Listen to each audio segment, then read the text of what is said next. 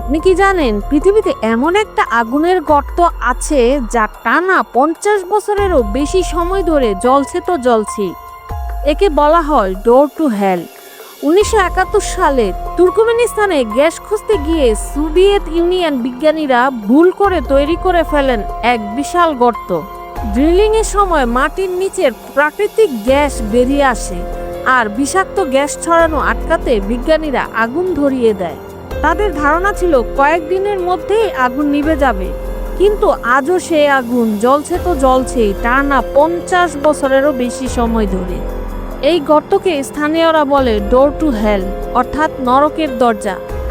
এখন এই ভয়ঙ্কর গর্তটিই হচ্ছে পর্যটকদের জন্য এক ভৌতিক আকর্ষণ। রহস্যময় প্রকৃতিকে জানতে সাবস্ক্রাইব করুন দ্য আর্ট চ্যানেলটি।